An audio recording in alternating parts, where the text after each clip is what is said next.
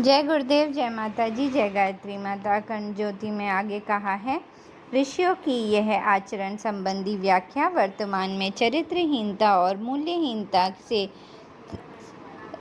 त्रस्त समाज एवं विश्व के लिए अत्यंत उपयोगी है। इन्होंने मनुष्य जीवन के प्रत्येक कर्तव्य जैसे पिता पुत्र, माता पिता, पिता पत्नी, पति पत्नी, गुरु शिष्य, परिवार समाज, व्यक्ति राष्ट्र, राष्ट्रीयता, विश्व, बंधुत्व, परोपकार, उद्योग, दान धर्म, अतिथि सत्कार, सेवा, सहायता आदि के संदर्भ में व्यक्ति का आचरण व धर्म क्या हो, इसका विस्तृत उपदेश दिया है। इसके साथ ही हमारी सनातन प्राचीन सभ्यता, संस्कृति और समाज के आदर्श स्वरूप का विस्तृत विवरण और सामाजिक व्यवस्था का मूल्य आधारित दिग्दर्शन भी इसमें मौजूद है। ऐतिहासिक एवं साहित्यिक महत्व की दृष्टि से भी वेद विश्व की सबसे प्राचीन लिखित धरोहर है। ऋग्वेद के सबसे प्राचीन ग्रंथ होने को विश्व के सभी विद्वानों ने स्वीकार किया है। वैदिक वाङ्मय को आधार बनाकर भाषा दर्शन और भाषा विज्ञान ने विकसित आकार प्राप्त किया है। प्राचीन सभ्यताओं, वंश, जातियों, गंगा आदि पवित्र नदियों, स्थानों के साहित्यिक एवं गौरवशाली साक्ष्य भी हमें वेद की ऋचाओं में ही प्रामाणिक रूप से प्राप्त होते हैं। वेदों के शास्त्रीय महत्व से तो सारे विश्व का विज्ञ समाज अभिभूत है। इसका कारण यह है कि इनमें दार्शनिक सिद्धांत, अध्यात्म, मनोविज्ञान, आयुर्वेद, राजनीतिक शास्त्र, समाज शास्त्र, गणित, रसायन शास्त्र, वनस्पति शास्त्र, जंतु विज्ञान,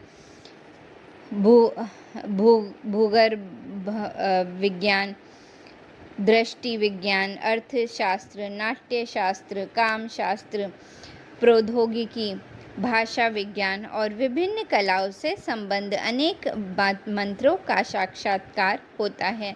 सभी विद्याओं का स्रोत यहीं से स्फुरित हुआ है। इसलिए हमारे ऋषियों मुनियों ने वेदों को सर्व ज्ञानमयो ही कहकर इनके अवगाहन और अनुशीलन की समृद्ध पद्धति का निर्माण किया तथा इसे पूर्ण दिव्यता के साथ जन जन तक पहुँचाने की पवित्र परंपराओं की स्थापना की। प्राचीन गुरुकुलों, आरण्यकों, विश्वविद्यालयों आदि शिक्षण स्थलों के उद्भव, विकास और वैभव प्राप्ति के पीछे का मूल कारण वेदों में समाहित शास्त्रीय तत्व दर्शन ही रहा है। भारतीय समाज व्यवस्था, न्याय व्यवस्था और राजनीति शास्त्र के प्रारंभिक स्वर वेदों में ही गुंजायमान हुए हैं। राज्य सिद्धांत, राज्य व राजा के कर्तव्य, निर्वाचन, न्याय विधान,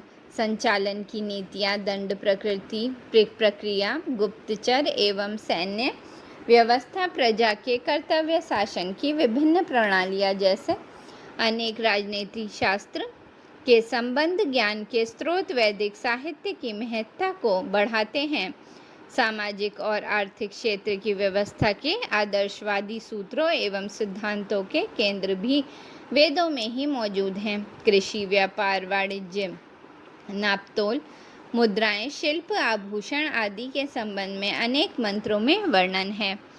धार्मिक, सांस्कृतिक और आध्यात्मिक महत्व की दृष्टि से तो वेदों का स्थान सर्वोपरि है। यह सनातन धर्म संस्कृति की आधारशिला है। धर्म, योग और आध्यात्म तत्व के ज्ञान का एकमात्र प्रामाणिक स्रोत वेद ही है। हिंदू धर्म के मूल तत्वों, सिद्धांतों व स्वरूपों का उद्गम स्थल भी वेद ही है। वेदोखिलो धर्म मूलम। आधुनिक विज्ञान व वैज्ञानिक प्रणालियों की दृष्टि से भी वैदिक विज्ञान का अत्यंत महत्व है। भौतिकी, रासायनिक, चिकित्सा, गणित, जंतु विज्ञान, ब्रह्मांड विज्ञान जैसे विज्ञान के सभी प्रमुख क्षेत्रों के गुहा एवं मार्मिक सूत्र व सिद्धांत के अन्वेषण एवं प्रकाशन से समूचा विश्व समुदाय समय समय पर विस्मृत चमत्कृत हो ऋषि प्रज्ञा के प्रति कृतज्ञता प्रकट करता आया है। सच्चे अर्थों में संपूर्ण मानव जाति को वैदिक ज्ञान के प्रति कृतज्ञता होनी चाहिए, क्योंकि ये ही एकमात्र ऐसे शास्त्र हैं जिनका उद्देश्य विश्व वसुधा का परम कल्याण और अखिल विश्व में मौजूद मानव जाति के सांसारिक और आध्यात्मिक जीवन के चरम विकास का उपदेश बिना किसी भेदभाव के देना है। यह ज्ञान आदिकाल से अधतम मानव मात्र के अंत बाहरी सभी चुनौतियों का समाधान करने में समक्ष रहा है और सतत एक आदर्श जीवन की प्रेरणा प्रकाश और पथ प्रदर्शक बन हमारे बीच विद्यमान है। आवश्यकता है इसके महत्व, प्रभाव व उपादेय विचारों से जन सामान्य को परिचित कराया जाए।